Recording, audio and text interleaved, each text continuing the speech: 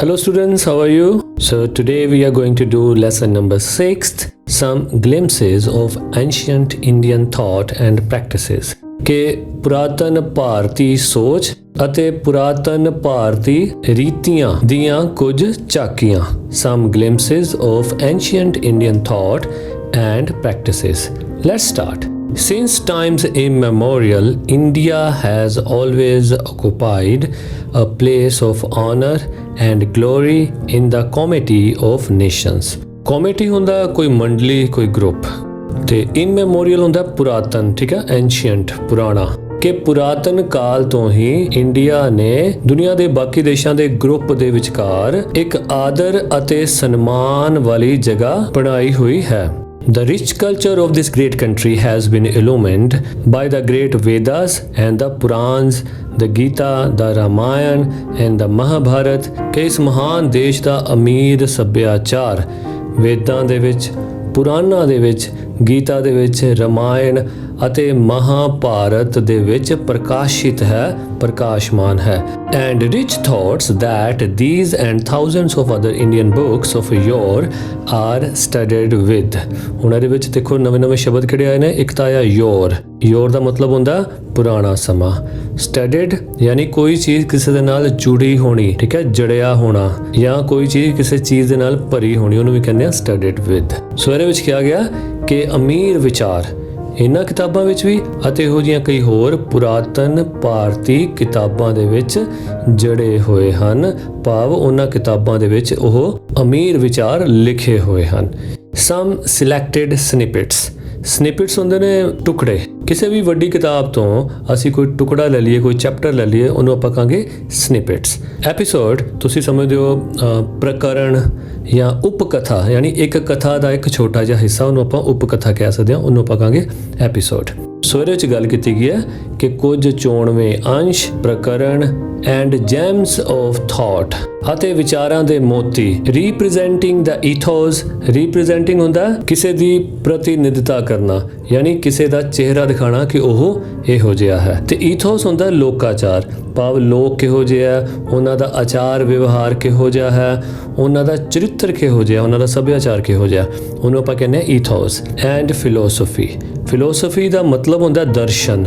ਦਰਸ਼ਨ ਤੋਂ ਭਾਵ ਕਿ ਕੋਈ ਵੀ ਬੰਦਾ ਕਿਸ ਤਰ੍ਹਾਂ ਸੋਚਦਾ ਹੈ, ਉਸ ਦੀ ਸੋਚ ਨੂੰ ਪ੍ਰਭਾਵਿਤ ਕਰਨ ਵਾਲੀ ਕਿਹੜੀ ਚੀਜ਼ ਹੈ, ਉਹਨੂੰ ਆਪਾਂ ਕਹਿੰਦੇ ਆ ਉਹਦੀ ਫਿਲੋਸਫੀ ਕੀ ਹੈ. And philosophy of this great land are being given here as food for thought. So ਸਾਰੀ ਲਾਈਨ ਦੀ ਟ੍ਰਾਂਸਲੇਸ਼ਨ ਕੁਝ ਇਸ ਤਰ੍ਹਾਂ ਹੋਏਗੀ ਕਿ ਇਹਨਾਂ ਮਹਾਨ ਕਿਤਾਬਾਂ ਦੇ ਵਿੱਚੋਂ ਕੁਝ ਅੰਸ਼, ਕੁਝ ਪ੍ਰਕਰਣ ਅਤੇ ਕੁਝ ਮੋਤੀਆਂ ਵਰਗੇ ਵਿਚਾਰ ਜੋ ਕਿ ਇਸ ਧਰਤੀ ਦੀ ਫਿਲੋਸਫੀ, ਭਾਵ ਇਸ ਧਰਤੀ ਦੇ ਲੋਕ ਕਿਸ ਤਰ੍ਹਾਂ ਸੋਚਦੇ ਹਨ ਅਤੇ ਉਹਨਾਂ ਦੇ ਚਰਿੱਤਰ ਦਾ ਚਿੱਤਰਣ ਕਰਦੀ ਹੈ, ਭਾਵ ਰੀਪ੍ਰੈਜ਼ੈਂਟ ਕਰਦੀ ਹੈ ਕਿ ਉਹ ਲੋਕ ਕਿਹੋ ਜਿਹੇ ਸਨ. ਭਾਵ ਇਹਨਾਂ ਕਿਤਾਬਾਂ ਵਿੱਚ ਸਾਨੂੰ ਇੰਡੀਆ ਦੇ ਲੋਕਾਂ ਦੀ ਫਿਲੋਸਫੀ ਬਾਰੇ ਪਤਾ ਚੱਲਦਾ, ਉਹਨਾਂ ਦੇ ਆਚਾਰ ਵਿਵਹਾਰ ਬਾਰੇ ਪਤਾ ਚੱਲਦਾ ਹੈ. ਸੋ ਇਸ ਮਹਾਨ ਧਰਤੀ ਦੇ ਇਹਨਾਂ ਅਣਮੁੱਲੇ ਵਿਚਾਰਾਂ ਨੂੰ ਹੀ ਅਸੀਂ ਇਸ ਚੈਪਟਰ ਵਿੱਚ ਤੁਹਾਡੇ ਸਾਹਮਣੇ ਐਜ਼ ਫੂਡ ਫॉर ਥਾਟ, ਤੁਹਾਡੀ ਆਤਮਾ ਦੇ ਭੋਜਨ ਲਈ ਅਸੀਂ ਪ੍ਰਸਤੁਤ ਕਰ ਰਹੇ ਹਾਂ, ਤਾਂ ਕਿ ਉਸ ਦਾ ਬੈਨੀਫਿਟ ਸਿੱਧਾ ਤੁਹਾਡੀ ਆਤਮਾ ਨੂੰ ਹੋ ਸਕੇ ਤੇ ਤੁਹਾਡੇ ਥਾਟ ਪ੍ਰੋਸੈਸ ਵਿੱਚ ਕੁਝ ਪੋਜ਼ਿਟਿਵ ਚੇਂਜਸ ਆ ਸਕਣ. Let's start. In a fight between the demons and the gods once. ਕਿ ਇੱਕ ਵਾਰ ਦੀ ਗੱਲ ਹੈ ਕਿ ਰਾਖਸ਼ਾਂ ਅਤੇ ਦੇਵਤਿਆਂ ਦੇ ਵਿਚਕਾਰ ਲੜਾਈ ਵੇਲੇ the demons were having an upper hand. Upper hand ਹੁੰਦਾ ਜਿਹਦਾ ਹੱਥ ਉੱਪਰ ਹੋਵੇ, ਭਾਵ ਜੋ ਜਿੱਤ ਰਿਹਾ ਹੋਵੇ. ਕਿ ਉਸ ਲੜਾਈ ਦੇ ਵਿੱਚ ਦੈਂਤ ਜਿੱਤ ਰਹੇ ਸਨ. ਇਨ ਡੈਸਪੀਰੇਸ਼ਨ ਹੁੰਦਾ ਨਿਰਾਸ਼ਾ, ਐਂਡ ਐਂਗਜ਼ਾਇਟੀ ਹੁੰਦਾ ਕਾਹਲੀ ਦੇ ਨਾਲ, ਉਤੇਜਨਾ ਦੇ ਨਾਲ. ਨਿਰਾਸ਼ਾ ਅਤੇ ਉਤੇਜਨਾ ਦੇ ਨਾਲ the gods went to Lord Vishnu. ਦੇਵਤੇ ਭਗਵਾਨ ਵਿਸ਼ਨੂੰ ਕੋਲ ਗਏ to find out as to how they could vanquish the demons. ਇਹ ਜਾਣਨ ਲਈ ਕਿ ਉਹ ਡੀਮਨਸ ਨੂੰ ਕਿੱਦਾਂ ਹਰਾ ਸਕਦੇ ਹਨ. The Lord advised them to get a mighty sword. ਭਗਵਾਨ ਨੇ ਉਹਨਾਂ ਨੂੰ ਸਲਾਹ ਦਿੱਤੀ ਕਿ ਇੱਕ ਸ਼ਕਤੀਸ਼ਾਲੀ ਤਲਵਾਰ ਲਓ, a thunderbolt, ਵਜਰਪੱਤ, ਜਿਸ ਦਾ ਨਾਂ ਸੀ ਵਜਰਪੱਤ. ਤੇ ਵਜਰਪੱਤ ਦਾ ਮਤਲਬ ਹੁੰਦਾ ਬਿਜਲੀ ਦੀ ਗੜਗੜਾਹਟ. prepared from the bones of some great sage. ਕਿ ਜਿਹੜੀ ਤਲਵਾਰ ਇੱਕ ਮਹਾਨ ਰਿਸ਼ੀ ਮੁਨੀ ਤਪਸਵੀ ਦੀਆਂ ਹੱਡੀਆਂ ਤੋਂ ਬਣੀ ਹੋਵੇ. Accordingly, the gods approached the sage Dadichi ਤੇ ਉਸੇ ਤਰ੍ਹਾਂ ਹੀ ਕਰਦੇ ਹੋਏ ਦੇਵਤਿਆਂ ਨੇ ਰਿਸ਼ੀ ਦਦੀਚੀ ਵੱਲ ਪਹੁੰਚ ਕੀਤੀ, ਅਪਰੋਚ ਕੀਤੀ, a great saint ਜਿਹੜਾ ਕਿ ਇੱਕ ਮਹਾਨ ਰਿਸ਼ੀ ਸੀ।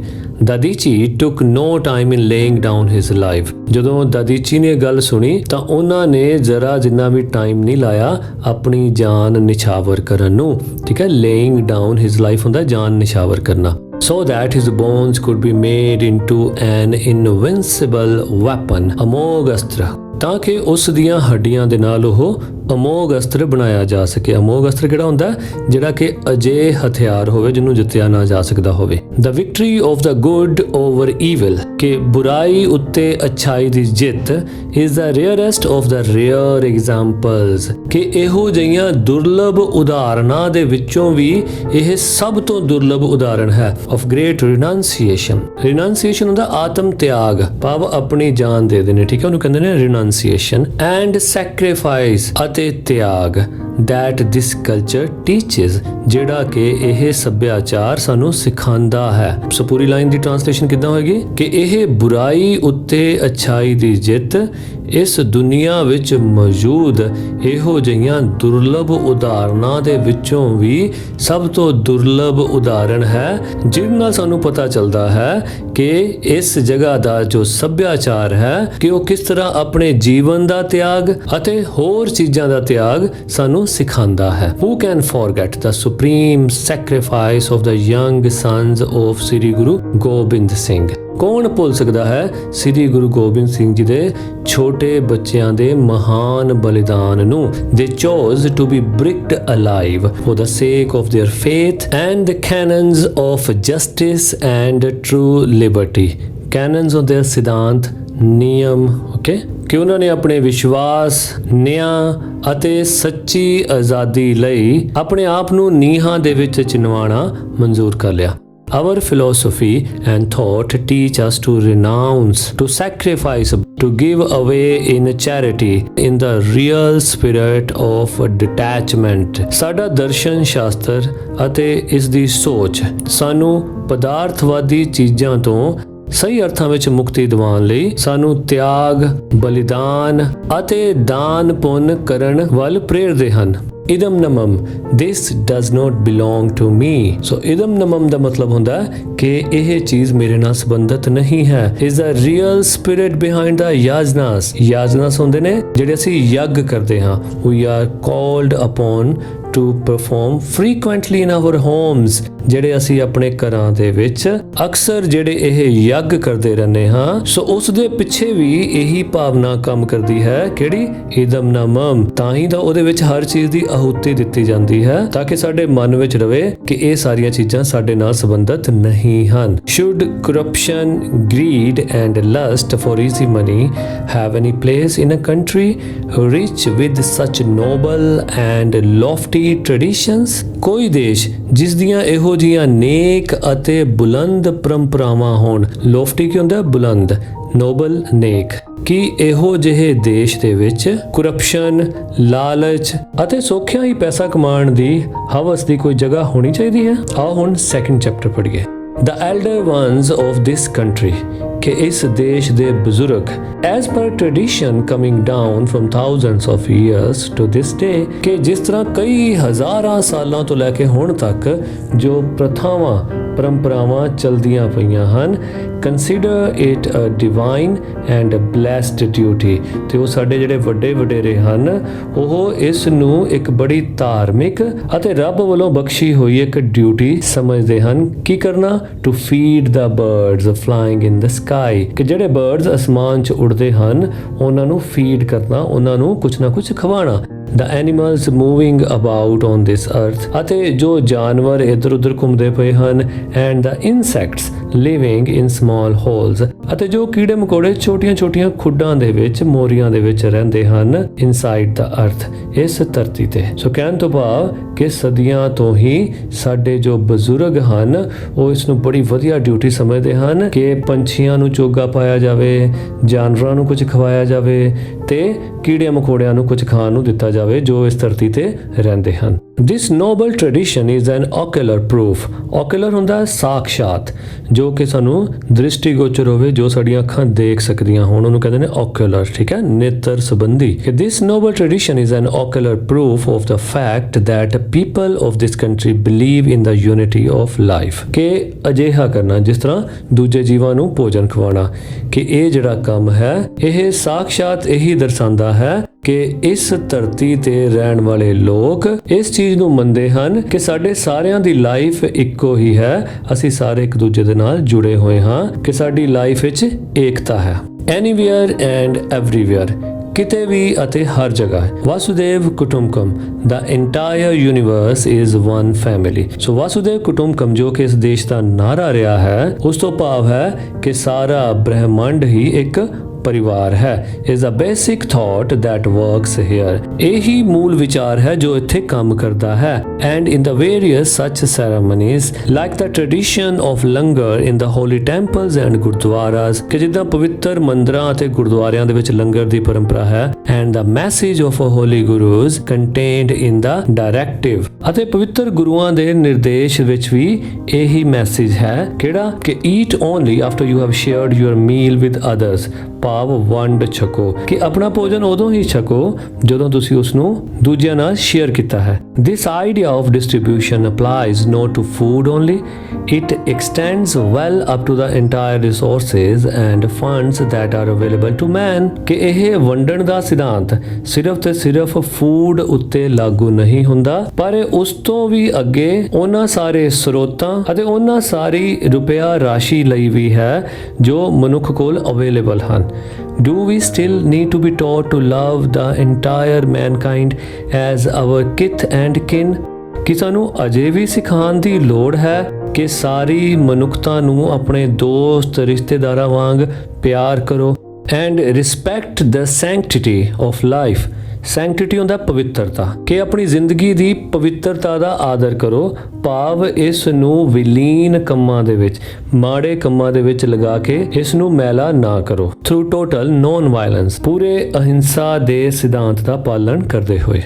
आज हम थर्ड चैप्टर पढ़िए। Once the story goes, King Janak of Maithili, present Bihar, called a meeting of the scholars to discuss some ticklish issue based on high philosophic thought। ਇੱਕ ਵਾਰ ਮੈਥਲੀ ਦੇ ਰਾਜਾ ਜਨਕ ਨੇ, ਮੈਥਲੀ ਜਿਸ ਨੂੰ ਕਿ ਹੁਣ ਬਿਹਾਰ ਕਿਹਾ ਜਾਂਦਾ ਹੈ, ਵਿਦਵਾਨਾਂ ਦੀ ਇੱਕ ਸਭਾ ਬੁਲਾਈ ਕਿਸੇ ਗੰਭੀਰ ਵਿਸ਼ੇ ਤੇ ਉੱਚ ਦਾਰਸ਼ਨਿਕ ਚਰਚਾ ਕਰਨ ਲਈ। A well-known sage named ਅਸ਼ਟਵਕਰ, so called because of his deformed body, ਕਿ ਇੱਕ ਬਹੁਤ ਹੀ ਪ੍ਰਖਿਆਤ ਭਾਵ ਬਹੁਤ ਹੀ ਫੇਮਸ ਰਿਸ਼ੀ ਮੁਨੀ ਜਿਸ ਦਾ ਨਾਮ ਸੀ ਅਸ਼ਟਵਕਰ। ਉਸ ਨੂੰ ਅਸ਼ਟਵਕਰ ਇਸ ਕਰਕੇ ਕਿਹਾ ਜਾਂਦਾ ਸੀ ਕਿਉਂਕਿ ਉਸ ਦੀ ਜਿਹੜੀ ਬੋਡੀ ਸੀ ਉਹ ਬੇਟੱਬੀ ਸੀ, ਉਸ ਦਾ ਸਰੀਰ ਸਹੀ ਫਾਰਮ ਦੇ ਵਿੱਚ ਨਹੀਂ ਸੀ, ਸਹੀ ਰੂਪ ਦੇ ਵਿੱਚ ਨਹੀਂ ਸੀ। was also inviting to this meeting, ਉਸ ਨੂੰ ਵੀ ਇਸ ਸਭਾ ਦੇ ਵਿੱਚ ਬੁਲਾਇਆ ਗਿਆ ਸੀ।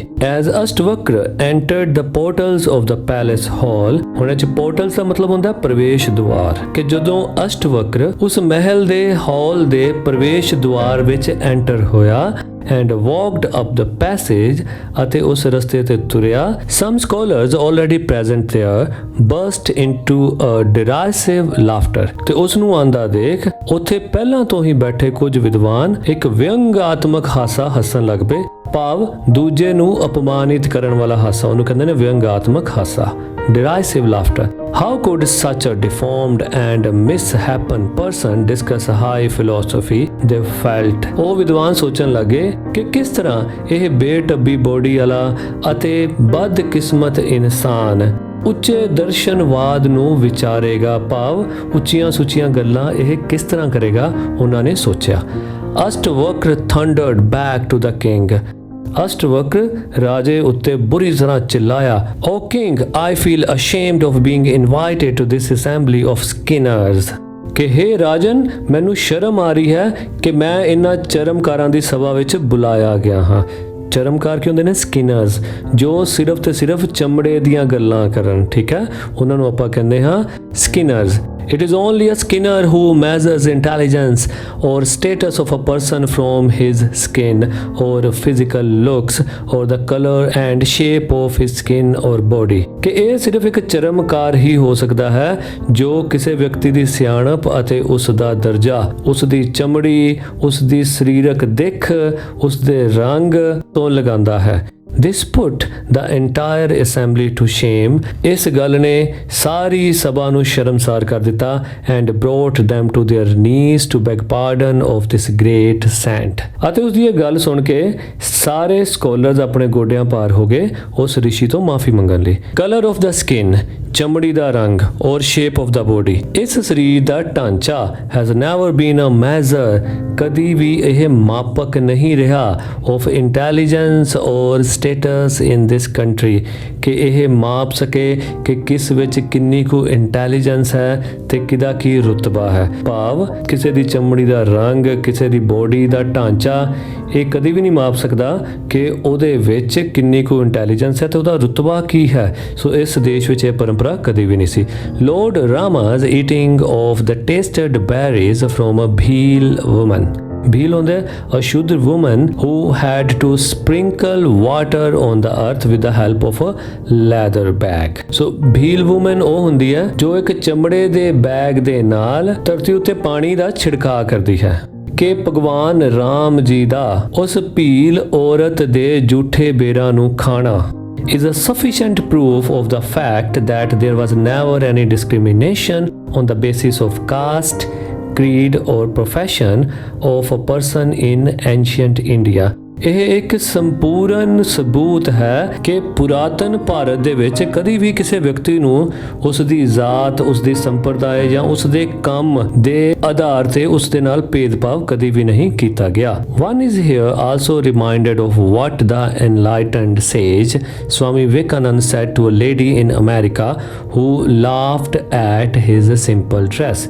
ਇੱਥੇ ਇੱਕ ਹੋਰ ਉਦਾਹਰਣ ਵੀ ਜ਼ਿਕਰਯੋਗ ਹੈ ਜੋ ਕਿ ਇੱਕ ਜਗਿਆਸੂ ਮਹਾਤਮਾ ਸਵਾਮੀ ਵਿਵੇਕਾਨੰਦ ਵੱਲੋਂ ਅਮਰੀਕਾ ਦੀ ਇੱਕ ਲੇਡੀ ਨੂੰ ਕਹੀ ਗਈ ਸੀ ਜੋ ਉਸ ਦੀ ਸਿੰਪਲ ਡਰੈਸ ਦੇਖ ਕੇ ਹੱਸ ਪਈ ਸੀ। ਉਹਨਾਂ ਨੇ ਕੀ ਕਿਹਾ ਸੀ ਕਿ madam in your country it is the tailor who makes a man, ਕਿ ਮੈਡਮ ਤੁਹਾਡੇ ਦੇਸ਼ ਵਿੱਚ ਇਹ ਦਰਜੀ ਹੁੰਦੇ ਹਨ ਜੋ ਕਿ ਇੱਕ ਵਿਅਕਤੀ ਨੂੰ ਬਣਾਉਂਦੇ ਹਨ। In my country it is the intrinsic worth and character of a person that make him or her great।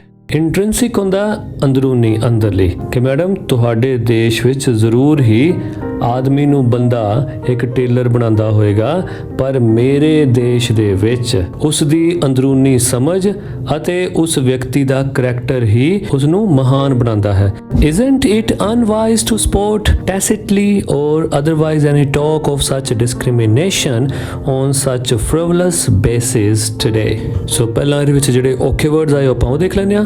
ਅਨਵਾਈਜ਼ ਮੂਰਖਤਾ, support ਸਮਰਥਨ, ਟੈਸਿਟਲੀ ਬਿਨਾਂ ਕੋਈ ਵਿਚਾਰ ਵਿਮਰਸ਼ ਕੀਤੇ, ਅਦਰਵਾਈਜ਼ ਕੁਝ ਹੋਰ, ਡਿਸਕ੍ਰਿਮੀਨੇਸ਼ਨ ਭੇਦਭਾਵ, ਫ੍ਰਿਵਲਸ ਹੁੰਦਾ ਤੁੱਛ, ਚੰਚਲ, ਜਿਸ ਵਿੱਚ ਕੋਈ ਜਾਨ ਨਾ ਹੋਵੇ, ਕੋਈ ਐਸਾ ਮੁੱਦਾ ਜੋ ਬੜਾ ਤੁੱਛ ਹੋਵੇ, ਹਲਕਾ ਹੋਵੇ, ਉਹਨੂੰ ਆਪਾਂ ਕਹਿੰਦੇ ਆ ਯਾਰ ਇਹ ਤਾਂ ਫ੍ਰਿਵਲਸ ਮੈਟਰ ਹੈ, ਇਹ ਤਾਂ ਛੋਟੀ ਜੀ ਗੱਲ ਹੈ। ਠੀਕ ਹੈ, ਸੋ ਆਓ ਇਸ ਪੂਰੀ ਲਾਈਨ ਦਾ ਮੀਨਿੰਗ ਸਮਝਣ ਦੀ ਕੋਸ਼ਿਸ਼ ਕਰੀਏ ਕਿ isn't it unwise to support tacitly or otherwise any talk of such discrimination or such frivolous basis today?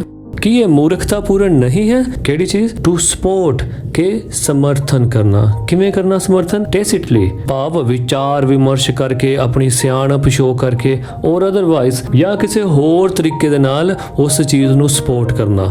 ਕਹਿੰਦੇ ਉਸ ਚੀਜ਼ ਨੂੰ ਸਪੋਰਟ ਕਰਨਾ ਇਹ ਮੂਰਖਤਾਪੂਰਨ ਗੱਲ ਨਹੀਂ ਹੈ। ਅੱਛਾ, ਕਿਹੜੀ ਚੀਜ਼ ਨੂੰ ਸਪੋਰਟ ਕਰਨਾ? ਐਨੀ ਟਾਕ ਆਫ ਸੱਚ ਡਿਸਕ੍ਰਿਮੀਨੇਸ਼ਨ, ਕਿ ਕਿਸੇ ਤਰ੍ਹਾਂ ਦੇ ਵੀ ਭੇਦਭਾਵ ਦੀ ਗੱਲ ਦਾ ਸਮਰਥਨ ਕਰਨਾ। ਚਾਹੇ ਤੁਸੀਂ ਦਿਮਾਗ ਲਗਾਏ ਕਰ ਲਓ ਕਿ ਮੈਂ ਜੀ ਉਹਦਾ ਭੇਦਭਾਵ ਉਹਦੇ ਨਾਲ ਤਾਂ ਕਰਦਾ, ਉਹਦੇ ਵਿੱਚ ਆਹ ਹੈ, ਉਹਦੇ ਵਿੱਚ ਉਹ ਹੈ। ਠੀਕ ਹੈ, ਚਾਹੇ ਤੁਸੀਂ ਕਿੰਨੀ ਵੀ ਸਿਆਣਪ ਨਾਲ ਸਾਬਤ ਕਰਦੇ ਹੋਵੋ ਕਿ ਉਹ ਜਿਹੜਾ ਮਾੜਾ ਵੈ ਤੇ ਆਹ ਚੰਗਾ ਹੈ, ਇਹੋ ਜਿਹੀਆਂ ਡਿਸਕ੍ਰਿਮੀਨੇਸ਼ਨਸ ਕਰਦੇ ਹੋ ਆਪਣੇ ਦਿਮਾਗ ਦੇ ਨਾਲ, ਆਪਣੀ ਸੋਚ ਵਿਚਾਰ ਦੇ ਨਾਲ, ਔਨ ਸੱਚ ਫ੍ਰਿਵਲਸ ਬੇਸਿਸ ਟੁਡੇ, ਕਿ ਅੱਜ ਕੱਲ੍ਹ ਦੀ ਦੁਨੀਆ ਦੇ ਵਿੱਚ ਤੁਸੀਂ ਇਹਨਾਂ ਤੁੱਛ ਆਧਾਰਾਂ ਦੇ ਉੱਤੇ ਕਿਸੇ ਦੇ ਨਾਲ ਭੇਦਭਾਵ ਕਰੋ। ਕਿ ਇਹ ਮੂਰਖਤਾਪੂਰਨ ਗੱਲ ਨਹੀਂ ਹੈ ਕਿ ਜੇ ਕੋਈ ਇਹੋ ਜਿਹੇ ਭੇਦਭਾਵਾਂ ਦਾ ਸਮਰਥਨ ਕਰਦਾ ਹੈ ਆਪਣੇ ਦਿਮਾਗ ਦੇ ਨਾਲ ਜਾਂ ਕਿਸੇ ਹੋਰ ਤਰੀਕੇ ਦੇ ਨਾਲ। ਸੋ ਇਹ ਸੀ ਸਾਡਾ third part. Next part fourth, The history of this great land is full of examples ਕਿ ਇਸ ਧਰਤੀ ਦਾ ਇਤਿਹਾਸ ਉਦਾਹਰਨਾਂ ਦੇ ਨਾਲ ਭਰਿਆ ਪਿਆ ਹੈ। where no auspicious ਹੁੰਦਾ ਸੁਭਾਗਾ ਭਰਿਆ ਜਾਂ ਬਹੁਤ ਮਹੱਤਵਪੂਰਨ। where no auspicious function was considered to be held properly ਕਿ ਜਿਹੜੀ ਧਰਤੀ ਤੇ ਕੋਈ ਵੀ ਸ਼ੁਭ ਕੰਮ, ਕੋਈ ਵੀ ਸ਼ੁਭ ਸਮਾਰੋਹ ਉਸ ਨੂੰ ਚੰਗੀ ਤਰ੍ਹਾਂ ਹੋਇਆ ਨਹੀਂ ਮੰਨਿਆ ਜਾਂਦਾ ਸੀ। ਕਦ ਤੱਕ? Without the participation of woman ਕਿ ਜਦ ਤੱਕ ਉਹਦੇ ਵਿੱਚ ਇਸਤਰੀਆਂ ਦੀ ਪਾਰਟਿਸਿਪੇਸ਼ਨ ਨਾ ਹੋਵੇ, ਉਹਨਾਂ ਦੀ ਸ਼ਮੂਲੀਅਤ ਨਾ ਹੋਵੇ। ਸੋ ਮਚ ਸੋ ਜੇ ਆਪਾਂ ਬਹੁਤਾ ਵੀ ਸੋਚੀਏ ਕਿ ਜੇ ਐਦਾਂ ਵੀ ਹੋ ਜੇ that if no woman could somehow make it to the function ਕਿ ਕਿਸੇ ਫੰਕਸ਼ਨ ਲਈ ਕੋਈ ਇਸਤਰੀ ਨਾ ਉਪਸਥਿਤ ਹੋਵੇ, a statue of the woman was created to mark her auspicious presence ਤਾਂ ਉਸ ਇਸਤਰੀ ਦਾ ਬੁੱਤ ਉਸ ਸਮਾਰੋਹ ਦੇ ਵਿੱਚ ਉਸ ਦੀ ਸ਼ੁਭ ਹਾਜ਼ਰੀ ਨੂੰ ਦਰਸਾਉਣ ਲਈ ਬਣਾਇਆ ਜਾਂਦਾ ਸੀ। This only proves that a woman in this great land was never looked upon as an object of lust or sex। ਉਹ ਇਸ ਕਰਕੇ ਕਿ ਇਸ ਮਹਾਨ ਧਰਤੀ ਤੇ ਕਦੀ ਵੀ ਇਸਤਰੀ ਨੂੰ ਹਵਸ ਅਤੇ ਕਾਮ ਦੀ ਵਸਤੂ ਨਹੀਂ ਸਮਝਿਆ ਗਿਆ। She was always considered a devi, goddess। ਉਸ ਨੂੰ ਹਮੇਸ਼ਾ ਇੱਕ ਦੇਵੀ ਹੀ ਸਮਝਿਆ ਗਿਆ। A ਕੰਜਕ means a young unmarried girl child fit to be worshipped। ਕੰਜਕ ਹੁੰਦਾ ਕਿ ਇੱਕ ਛੋਟੀ ਕੁਆਰੀ ਲੜਕੀ ਜੋ ਕਿ ਪੂਜਾ ਕਰਨ ਦੇ ਯੋਗ ਹੋਵੇ।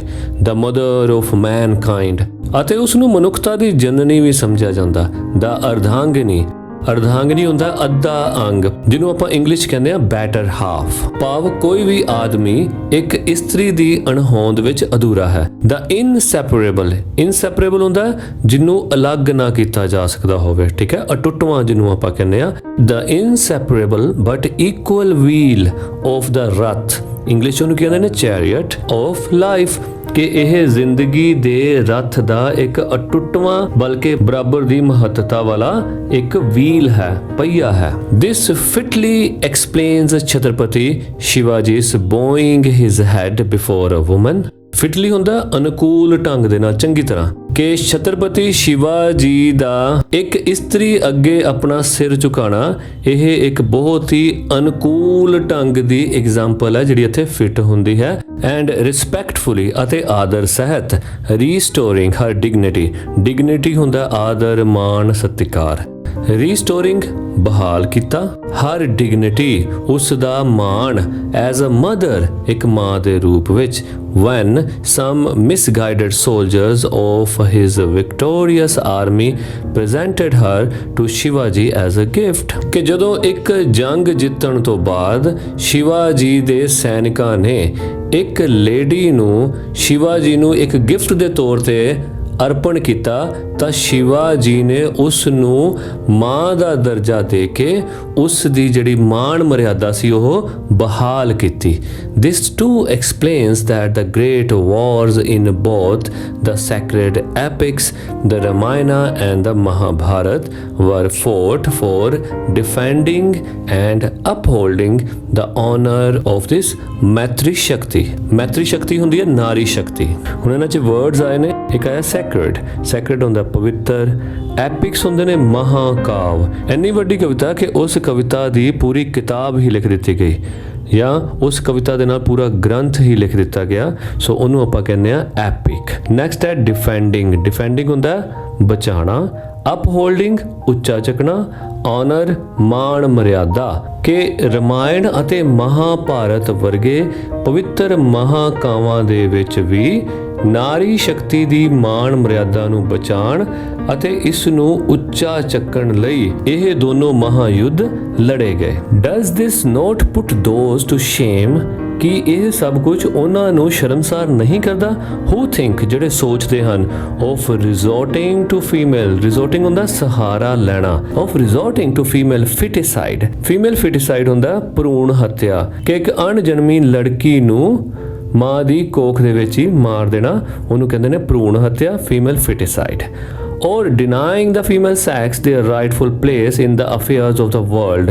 denying ਹੁੰਦਾ ਨਾ ਕਰ ਦੇਣਾ, ਕਬੂਲ ਨਾ ਕਰਨਾ। rightful ਯਾਨੀ ਕਾਨੂੰਨੀ ਜਾਂ ਉਹਦੀ ਬਣਦੀ ਜਗ੍ਹਾ, ਓਕੇ, place ਯਾਨੀ ਜਗ੍ਹਾ, affairs ਮੁੱਦੇ ਜਾਂ ਮਾਮਲੇ। ਕੀ ਇਸ ਦੇਸ਼ ਦਾ ਇੰਨਾ ਮਾਣ ਮੱਤਾ ਇਤਿਹਾਸ ਉਹਨਾਂ ਲੋਕਾਂ ਨੂੰ ਸ਼ਰਮਸਾਰ ਨਹੀਂ ਕਰਦਾ ਜਿਹੜੇ ਕਿ ਇਸਤਰੀ ਨੂੰ ਨੀਵਾਂ ਦਿਖਾਉਣ ਲਈ ਭਰੂਣ ਹੱਤਿਆ ਦਾ ਸਹਾਰਾ ਲੈਂਦੇ ਹਨ ਅਤੇ ਕਿਸੇ ਲੜਕੀ ਨੂੰ ਇਸ ਸੰਸਾਰ ਦੇ ਮਾਮਲਿਆਂ ਦੇ ਵਿੱਚ ਉਸ ਦੀ ਬਣਦੀ ਜਗ੍ਹਾ ਉਸ ਨੂੰ ਨਹੀਂ ਦਿੰਦੇ। ਸੋ ਇਹ ਸੀ ਸਾਡਾ ਇਸ ਚੈਪਟਰ ਦਾ 4th ਪਾਰਟ, ਜਿਹਦੇ ਵਿੱਚ ਅਸੀਂ ਦੇਖਿਆ ਕਿ ਹਿਸਟਰੀ ਦੇ ਵਿੱਚ ਇਸਤਰੀ ਦੀ ਮਹੱਤਵਪੂਰਨ ਜਗ੍ਹਾ ਸੀ। तो ਆਪਾਂ ਹੁਣ ਕੁਝ ਗੱਲਾਂ ਲੇਖਕ ਬਾਰੇ ਵੀ ਪੜ੍ਹੀਏ।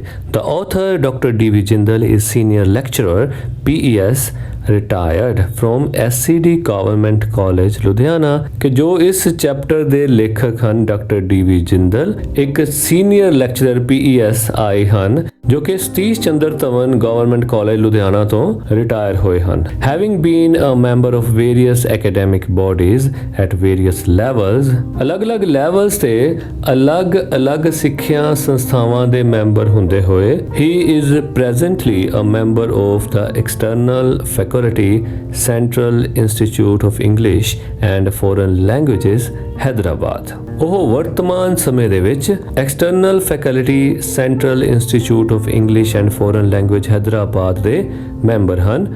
PhD in phonetics from Punjab university Chandigarh, ਜਿਨ੍ਹਾਂ ਨੇ ਪੰਜਾਬ ਯੂਨੀਵਰਸਿਟੀ ਚੰਡੀਗੜ੍ਹ ਤੋਂ ਫੋਨੈਟਿਕਸ ਦੇ ਵਿੱਚ ਡਾਕਟਰੀ ਕੀਤੀ। ਫੋਨੈਟਿਕਸ ਹੁੰਦਾ ਧਵਨੀ ਦੇ ਸੰਬੰਧੀ, ਭਾਵ ਕਿਸੇ ਵੀ ਸ਼ਬਦ ਨੂੰ ਬੋਲਣਾ ਕਿੱਦਾਂ, ਉਹਦਾ ਉਚਾਰਨ ਕਿੱਦਾਂ ਕਰਨਾ, ਠੀਕ ਹੈ। ਕੋਈ ਵੀ ਸ਼ਬਦ ਹੋਵੇ ਤੇ ਉਹਨੂੰ ਕਿਸ ਤਰ੍ਹਾਂ ਬੋਲਣਾ, ਕਿਸ ਤਰ੍ਹਾਂ ਜੀਭ ਦਾ ਪ੍ਰਯੋਗ ਕਰਨਾ, ਕਿਸ ਤਰ੍ਹਾਂ ਤੁਹਾਡੇ ਬੁੱਲਾਂ ਦਾ ਪ੍ਰਯੋਗ ਹੋਵੇ, ਦੰਦਾਂ ਦੀ ਕੀ ਪੋਜੀਸ਼ਨ ਹੋਣੀ ਚਾਹੀਦੀ ਹੈ, ਠੀਕ ਹੈ। ਉਹਦੇ ਵਿੱਚ ਕਿਹੜੀਆਂ ਚੀਜ਼ਾਂ ਇਨਵੋਲਵ ਹੁੰਦੀਆਂ, ਸੋ ਇਹਨੂੰ ਬਹੁਤ ਮਾਈਨਿਊਟਲੀ ਪੜ੍ਹਨਾ। ਸੋ ਉਹ ਸਾਰਾ PhD in phonetics ਵਿੱਚ ਆਉਂਦਾ ਹੈ। He is an author of several books on language and literature। ਕਿ ਉਹ ਭਾਸ਼ਾ ਅਤੇ ਸਾਹਿਤ ਦੀਆਂ ਬਹੁਤ ਸਾਰੀਆਂ ਕਿਤਾਬਾਂ ਦੇ ਲੇਖਕ ਹਨ।